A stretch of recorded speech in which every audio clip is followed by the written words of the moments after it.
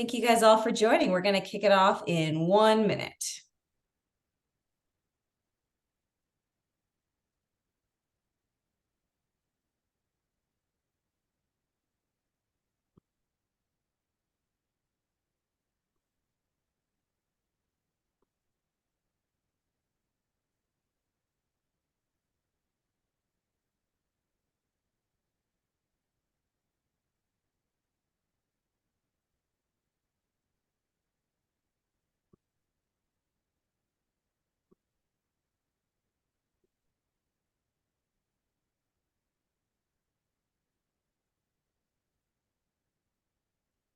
Okay, I'm going to go ahead and get started. Well, thank you guys all for joining. We have an awesome guest today with us. We have Linh Ho, who's an executive advisor, serial entrepreneur at numerous startups over the last 2 decades, including companies like Zelros, Condati OpTier.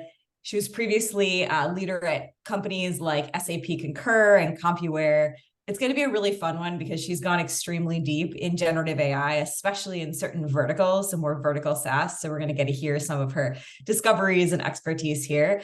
A couple housekeeping notes. If you have any questions that you want to ask throughout the conversation, just put them into the chat. Some people have submitted questions ahead of time, which we'll go ahead and ask, but don't be shy. And this will be a fun conversation.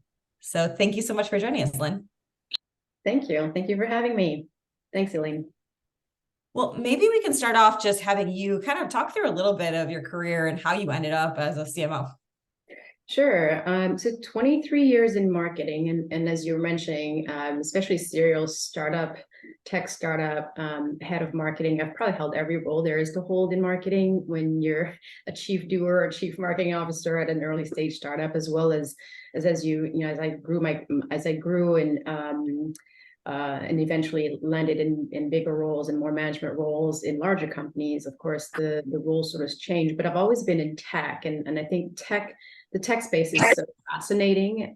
It's changed a lot, as we all know, and it changes quickly.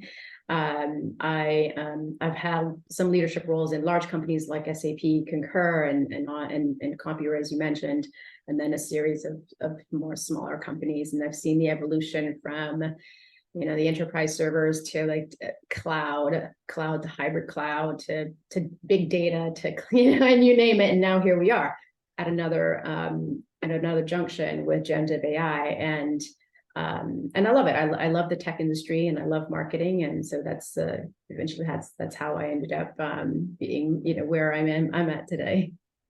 Well, you've been, as you kind of mentioned, at companies that were on the smaller side all the way up through SAP Concur. What have been some of the more formative experiences throughout your career? Anything stand out? If I were to look at myself or talk to myself 20 years back when I first started, I think I was often asking the question at the time for those who were, starting in their careers is, do you want to go to a large company or do you want to go to a smaller company? And obviously the large companies gives you this structure and a lot of resources. So obviously there's that fun part of having the resources available to you. And then you've got the smaller companies where you've got to get into a guerrilla style marketing where you've got to do as much as you can with very little resources in terms of, budget, headcount, and so on. And so you're forced to get really creative in efficiency, productivity, and just your marketing strategies overall to get people's attention. And I think when I think back, I have a hard time deciding because of the two extremes, but I have to say that I'm a little bit biased towards smaller companies just because I know what it takes to get your name out there. I know what it takes to generate quality leads and the work that you need to put in to stand out, because it's a crowded market in whatever space you're in, but it's always a crowded market. There's always a set of competitors who will have more resources than you and speak louder than you. So I appreciate the smaller companies for sure. I'm very aligned with you on that. I definitely am a small, scrappy startup person, not a big corporate person at all. I'm curious if you have any fun examples of some either creative campaigns or channels that you've used at some of the startups that either worked well or didn't work well. I feel like, in the startup, smaller companies naturally lend itself to take risks and be okay to take risks and try new things. And I think the environment, just by the nature of the size of the business, sort of forces you to experiment a lot. And I say that there's not one specific campaign that stands out in my years of smaller companies where we've tried a lot of different things, but I think where it's worked well, we've seen better conversions, generally would be know your ideal customer profile and refine it constantly to really get into that quality over quantity of ICP. And then the messaging and the product narratives is so key as well. Align that personal touch, that messaging that aligns with what's not just happening in the marketplace, but the individual you're targeting, what's happening, what can you do to make that person's life easier? Form a campaign around that really resonates with your target audience. And measure as you're experimenting, because you're a small company, you get to do that and you get to pivot and adapt quickly a lot faster than the larger companies, and be able to do that and track your data. Even if you have 3 data points, it's okay, keep tracking, because eventually you'll have a decent set of data points to rely on to look at which campaign actually worked really well. But I have to say, I think those sort of the foundations of a good campaign, in my opinion, is know who you're targeting and then align your messaging and your product narratives to what makes sense to relate to that person, relate to that company, and also relate to what the market forces and trends are happening in the space. Yeah, I definitely agree. I think for me, over my career, both on the operating side at small startups as well as on the investing side, I can't tell you how many times I've worked with early stage founders who skip over the step of coming up with your core messaging and positioning and ICP development. I'm really focusing on who is our narrow target right now? What are their pain points? What are our unique value propositions? Everyone always wants to jump to solution and look at our shiny product and just try to shove it down their throat. That's right. It is shocking to me how long it takes to get 4 people in a room aligned on just the simple positioning statement. Right. Oh, yes. Sometimes board members want to get involved. And just everyone and their mother want to take a look at the messaging deck. It's fun times. Well, to that point, I think you mentioned really trying to create messaging that resonates deeply with your target audience. Given limited resources, how do you do that at scale? Meaning, if you're targeting different personas, different industries, things like that, how historically have you tried to create messaging that is going to resonate with those different audiences when you have a small team? Yeah, I think for a small company, it's helpful to have maybe a set of industry influencers and advisors that you can work with. And sometimes you can get, you look at some of the industry analysts, for example, Gartner, Forrester, IDC, and those folks. They have some pretty good resources in, by industry, though I generally think for smaller companies, one license of Forrester is probably good enough, because they're on the cheaper side and they provide decent value as well. And it's analyst relations is a love-hate kind of thing too, by the way. I mean, there are people who just don't like working with the analysts just because of the sheer cost. But I think just some kind of influencer, if not the analysts, a set of influencers in the marketplace who can serve as advisors that you can work, create your messaging, bounce it off those influencers, bounce it off your customers, and maybe even some prospects who perhaps may be interested in being advisors as well. I think those are always great to bounce your messaging ideas on and get some real industry feedback. Partners, customers, always key, obviously, and then you've got the influencers on that as you're working towards shaping your narrative, your story, messaging.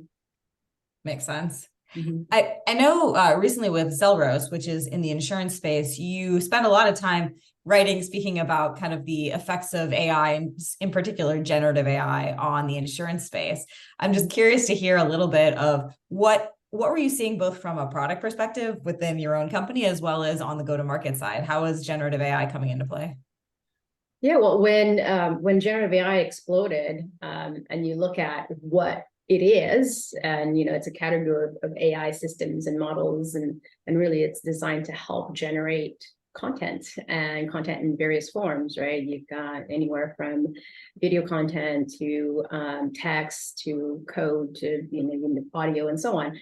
And Zelros, has always incorporated an algorithmic approach for recommending and matching product recommendations. And I say product like policy recommendations because we're in the insurance space. So product recommendations to the consumer looking to buy insurance. So our target market we targeted large insurance enterprises would be the ones buying our solution to then incorporate it and provide that personalization of recommendations of the products to the end customer.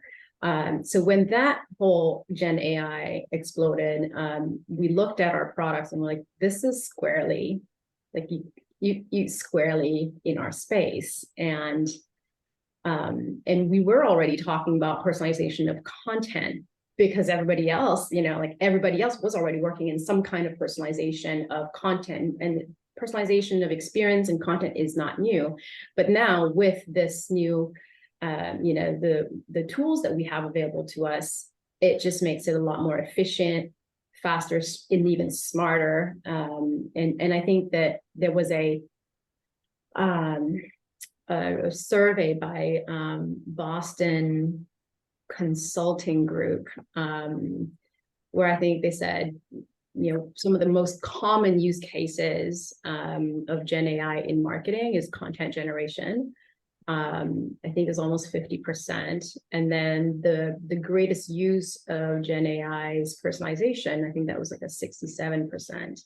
And so when you look at that and you look at Zelros and you look at what it is that we do, and you've been saying those things, you're like, why we need to jump on this and capitalize on the opportunity in front of us. And I think that in that same survey, in fact, that same survey from Boston Consulting Group, so they say that 84% of CMOs plan to launch new products and or new business models because they see these opportunities with the technology, and whether it's a new products, new model, or new product, existing model, business model. At the end of the day, it's also an opportunity to create and refine and push new products to market. And as we all know, shareholders, investors they love new products. They love revenue, right? So for us at Zelros, it was more of it was a very quick self-reflection of how do we align to this brand new thing. And as soon as we saw that we're squarely in it, then it was no-brainer. It was a double down into it. And how about on the go-to-market side? You mentioned things like content generation, personalization. Is that something your team experimented with, or any of the companies you've advised are now actually experimenting and seeing some results with? As our own, well, we did our own usage as well of, leveraging obviously ChatGPT and other tools as well, when that all came out on the content generation side. And because we had a global team, and for some of the team members, English wasn't their first language. And so that was super helpful for us. What used to take, a longer time to say create a blog or a press release took a lot less time, or even a webcast abstract, for example, and when English isn't your first language and you have this tool handy to help you generate ideas for content, and then have the marketer review, copy edit, and make sure that it's in context and relevant to what you're trying to do. We thought that was genius from from an efficiency standpoint. I think from the usage of Zelros, obviously there's still some innovation going on from the R&D perspective in continuing to refine the Zelros, the AI approach at Zelros to provide the product recommendation, content personalization of experiences and next best, experience and next best actions, those kind of things. are being worked on as we speak to, to come out with, a newer version of the product that will have the technology incorporated. To your point too on some of the localization things, or people where English isn't their first language, making it extremely easier to get things live. It's been funny with our product. For some of our larger customers, localization of content is a huge headache and a huge pain, and you have to hire people and agencies and time and money. And my co-founders are originally from Korea and China, and so we've been playing with a lot of the content we generate and having, after the fact, giving it a custom prompt saying, write this in Mandarin, write this in Korean. And they said it's amazing. They said that the translation is so good. So I think that's just going to be a huge game changer when it comes to localization. When I was at Slack, we used a tool called Smartling, which was okay. I would say it got you 70% there, but we had individual humans that were localization managers for every single language. So they had to spend every product launch, every new feature launch, they had to spend, weeks going through every single thing with a fine-tooth comb. So this to me is a huge game changer. Right. I think productivity lift and efficiency is right up there. I think I saw, obviously there's a lot of research and surveys now published, and I think I saw like upwards of more than 30%, and I think even more than that, in productivity lift with Gen AI. And so I think a lot of CMOs and marketing leaders are very confident in what's in front of us. And it feels a little bit like, like 20 years ago or 15, 20 years ago, when all the, when social media exploded, the marketers had to quickly figure out how to incorporate that into our marketing mix, right? Into our marketing mix. And I remember we were sitting around a table asking, well, what's the difference between Facebook and LinkedIn and Twitter and Instagram? We're at that moment again where we're sitting around the table, and you've got to create some SWAT teams or teams that are sort of dedicated to looking for game-changing outcomes by leveraging this technology, and just experiment and provide that space for this SWAT team to brainstorm and come up with ideas of how you can apply this in the product, in your marketing efforts, in whatever use case that may be, super relevant to your business. And so we're at that junction again, and it's exciting. I think it's a super exciting time to be in marketing. You brought up a good point. So I hosted a dinner with about 14 CMOs 2 weeks ago, and one of the conversations was around this topic of, we had social and mobile, which offered these new channels, novel channels to marketers. And that's, at this point been 10 to 15 years old. There hasn't really been a new channel since then. And now with a lot of the generative AI, people are worried about what somebody's calling personalization blindness. So if personalization and getting in your inbox is easier than ever, all of a sudden people stop paying attention to the channels that used to work. Do you have any thoughts or ideas around any ways to try new channels, especially for B2B marketers?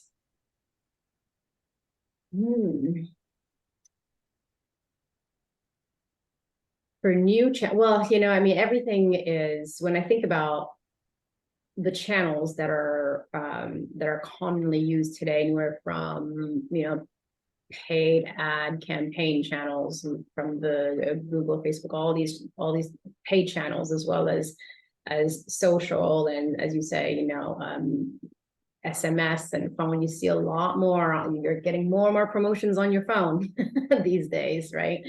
And of course, email is a classic channel. I'm just trying to think if there's like new channel. What's interesting is I find that with video, there seemed to be a shift to go back a little bit to video and TV as another channel. It's another content, right? And it felt like TV had slowed down for a bit, but it feels like with this, it's sort of coming back. And of course, YouTube as another channel. But I think it's working smarter and faster with what we have across those channels, and bring that contextual, relevant information to the person you're marketing to that helps cut through the noise, because otherwise yes, it takes, based on research, it takes 7 to 12 touch points before somebody remembers your brand. And so are you going to hit them across, follow them on social, email, SMS, and you there's a bit, that's too much noise, in my opinion. I think if I were the person being targeted, I'm seeing this constantly and it's not relevant to me, I'd be a little annoyed.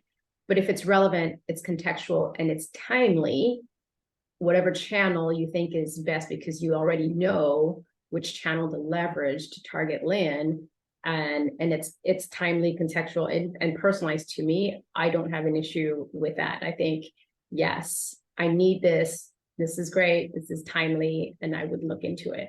But otherwise, if it's just a lot of vanilla noise across multiple channels, I think that's just annoying.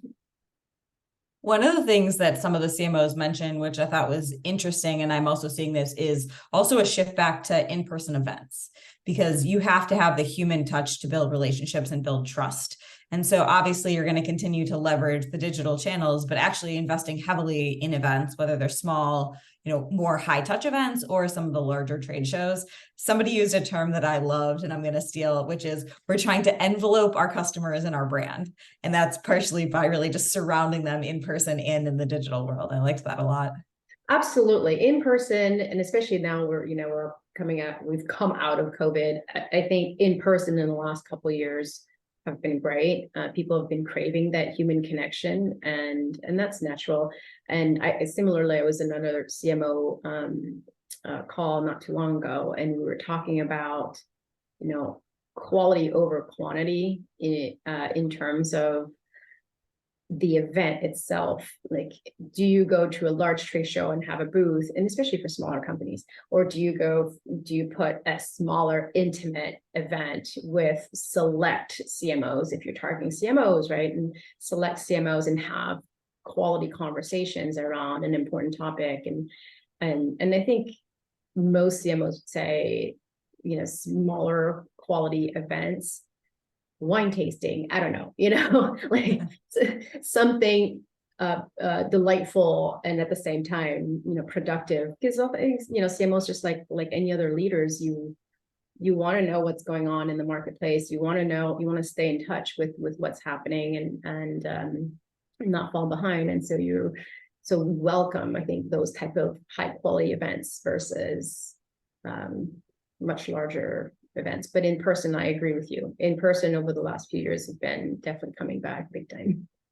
And what's your personal opinion on the kind of smaller high touch events versus trade shows? Well, I think smaller companies, definitely high quality, smaller events, smaller audience as well, some small size audience. I would rather sit down with 5 CMOs, wine tasting and chatting, than, throw me in a room with, 100 people trying to mingle your way through. So I would prefer the higher quality and smaller. I think maybe for larger companies, since they have the budget, they could probably tackle both, and especially larger companies where you have a revenue stream or a selling motion that is more targeted at large enterprise accounts. Those may require more white glove treatments and VIP treatment, that type of thing. And you might have a smaller event for those targeted accounts as part of your ABM strategy, for example. So I think either way, I think smaller events, high quality, with high quality personas that you're targeting, just leads to higher quality conversation. So you get a lot more out of it. I am totally aligned here. Actually, some of the most successful campaigns I ever ran at one of the startups where we were targeting CIOs at large enterprises. So, hard people to get in front of. We would focus on different regions. So we picked 10 different regions like Seattle, Los Angeles, Philadelphia, and we would pick one anchor CIO, and we would host a dinner at the CIO's house. And we would bring in a private chef and a cleaning crew and things like that. And we would allow them to invite 10 of their peers and their spouses. And we would just do this lovely dinner at this person's house. And because it was at a house and because you had the spouses, everyone showed up, and it wasn't a sales event at all. It was really just a have a lovely evening, get to know you. We got meetings with pretty much every single company that attended because they didn't feel like they were being sold to. They felt like they were just having a lovely dinner, and then they felt like they owed you a favor.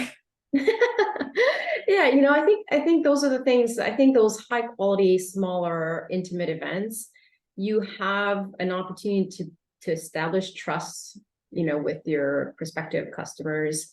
Like I said, that lends itself to higher quality conversations. And then once you're, starting to build that trust, it's easier to pick up the phone and say, hello, Mrs. So-and-so, would love to have a follow-up meeting. And I'd say 99% of the time they'll take the meeting. They know you, they know about you personally as well. And it's more of a conversation rather than I want to pitch you. So. Exactly. Shifting gears a little bit, I'm curious to get your take on the future of sales and SDRs, especially in the world of generative AI. It's polarizing. Some people think that SDR, the function, is going to go away completely. Some people think that AI is going to be an augmentation or kind of supercharger. Where do you land on that? Well, I think that revenue operations, and I'll just say revenue operations as a whole, is in state of transformation as well, because that function labeled revenue operation, that name didn't exist. In fact, I think not too long ago, and so it's a new name function that brings in together, your sales ops, your marketing ops, and your customer success ops, so that everyone can be part of the same page and breaking down those silos that previously existed. And I think the SDRs and sales, BDRs and so on, I think that the difference between what it's been and where it's going is, and I'm kind of laughing inside a little bit because that's how I started my career. When I was 16 in high school, I was in sort of telesales for Sears, for those who remember Sears. And so I get the grunt work and the mundane task of doing that. It is hard. And I think that AI is designed for that, is to remove or automate those mundane tasks. And so if you can automate and take that heavy lifting from the staff to create more productive teams, and maybe it's a repurpose, and maybe the SDR function will morph into something else that leverages the automation, so that they can maybe focus more on the higher quality leads. I know there's a ton of tools now that speaks to, and 96 Cents is one of those, and Kudu is another, like in market leads, those that actually are looking for your solution. And we all know there's only about 7 to 10% of your target audience that are actually in the market looking for your solution. And there's probably more than 50% of the SDR efforts and sales efforts sort of knocking on doors that are just not ready to be part of that sales process. And you're trying to convince them to be part of the sales process, or embark on that sales journey. And with the technology available, where you can bring that prioritization of those in-market leads to your SDRs or to your sales, where those leads are ready to engage in a sales conversation, then you've just eliminated that, over 50% of wasted efforts of just cold calling and trying to land someone to take a demo. Yes, I definitely agree with the sentiment. It's funny, we were just having a conversation last week with some folks around how, kind of going back to this personalization blindness, I think there's going to be two sides of this coin now. You're going to have it be so much easier than ever to spam people and to literally go and have somewhat personalized things coming to your inbox when those leads are not in market. They don't want your solution. They're not looking for a solution, and you're still going to try to convince them, which is essentially a losing battle. Mm-hmm. But I think the best companies are going to figure out ways to leverage data and insights from all over the place, zero party, first party, third party data, and only focus on that small subset of people who actually are in market looking for your product, and really use all of the tools in your tool belt to move them through the funnel a lot faster and surface them to sales. Absolutely, I agree. So this whole like in market leads, now you're playing with a pool of people who are in market, and that helps also continue.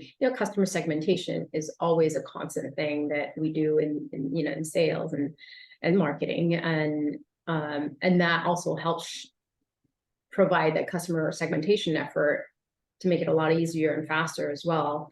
Then you can experiment, a lot quicker as well with the different maybe segments of folks that you're trying to sell, different segments of the market, different segments of the industries, and so on. And then you apply, there's predictability or prediction modeling on top, and you've got more and more tools add intelligence on top of, in particular CRMs, for example, more and more intelligence on top, some more clunky than others. But I think, but I think the idea is you want to help these functions work smarter, faster, than ever before, and just focus and prioritize on those customer prospects that are actually ready to engage in the sales process. One of the things that I'm most excited about gets to your point around segmentation. So obviously best practice is really segment your audience based off of, maybe size of company, stage of funnel, industry persona, all of that. And historically, it's been really hard and manual to actually generate content or generate very specific things for each of those segments. Have you been able to do that before, or is that something that your teams have struggled with just given bandwidth constraints? Yes, we've, as marketers and demand gen folks, you're constantly segmenting and sort of dissecting your database, right? You're looking at your universe and you're like, oh, who's here, who's there, and then now you've got tools that will do, will add in intent data and scoring and so on to help you segment further, so for us, we've layered on, we've done your scoring.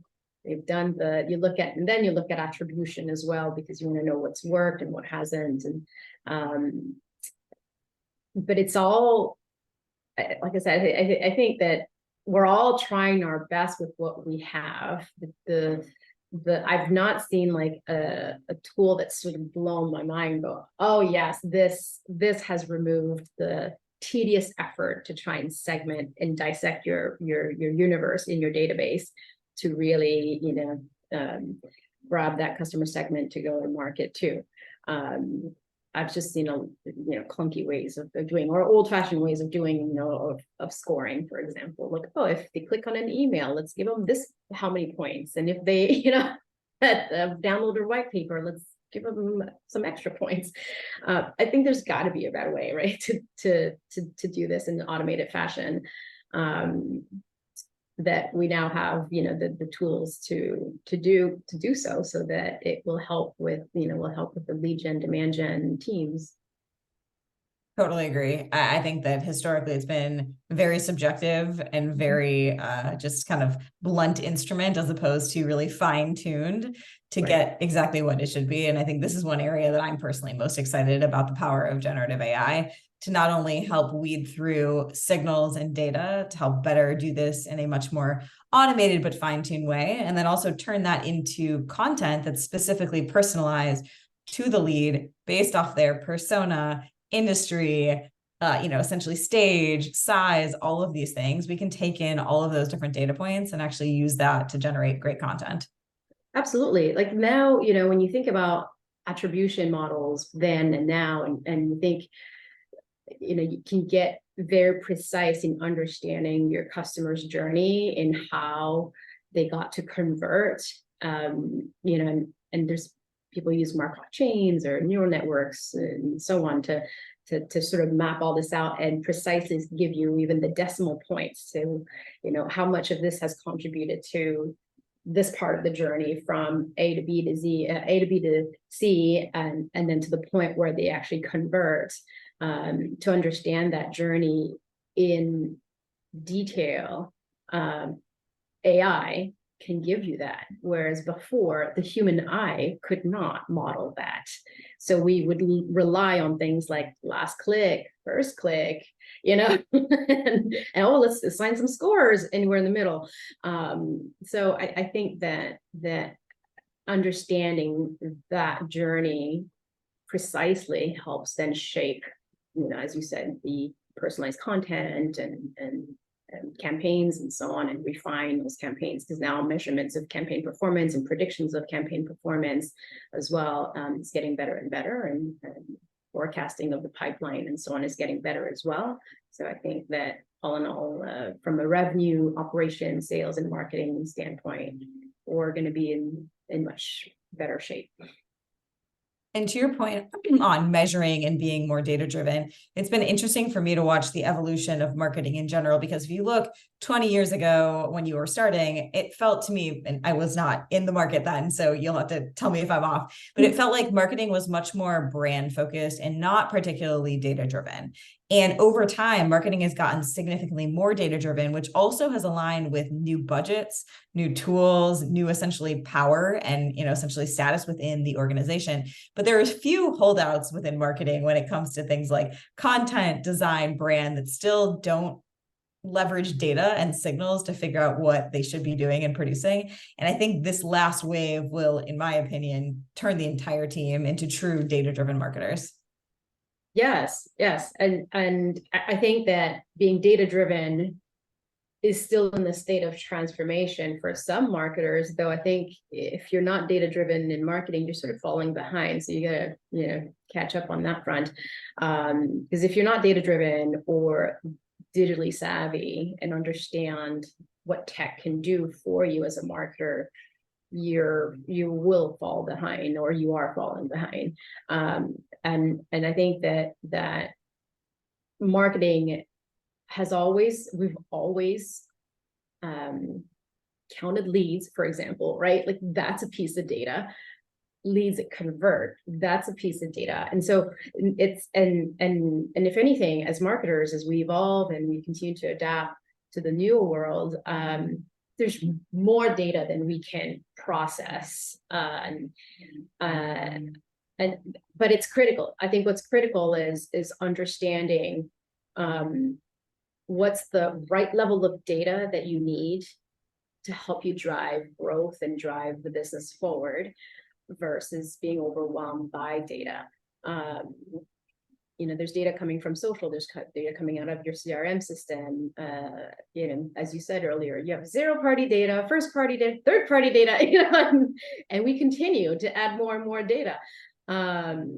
But it's just making sure you understand like what are the critical KPIs or metrics you want to measure against, and you align it to the revenue streams or the selling motions of the company, and then peel backwards from those revenue targets and selling motions, and formulate the campaigns and the campaigns and your marketing mix channels and so on to align with those efforts.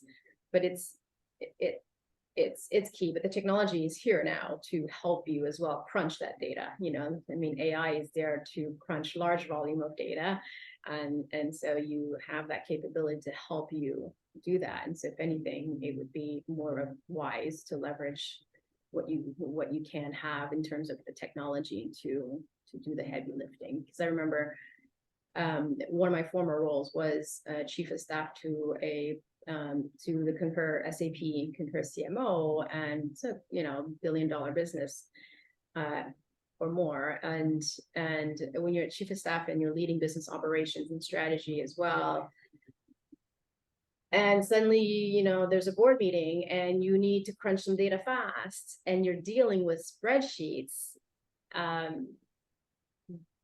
The CRO or the CEO needed some specific data for a board meeting, and of course the team, the ops team, so marketing ops, sales ops, worked through the weekend to pull that data, that piece of data. It was like 2 data points, I think, but we wanted to be precise, or as precise as possible.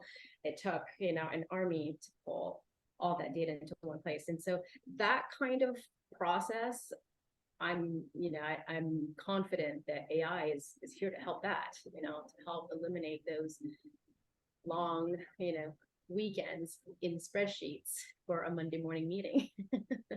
Yes, that feels to me like it is a solved problem if you know how to leverage the right tools. And that to me really separates the people who are going to maintain their value at a company and those who are going to find themselves redundant. Yeah. One last question before we wrap things up, and kind of area I wanted to get your take on is, where over the short term and the long term do you still think we need humans and human curation or touch when it comes to marketing and sales and anything go-to-market related? I think that if they are like mundane, repetitive tasks that can be automated, those type of processes can be humanless or like touchless from the human side of things.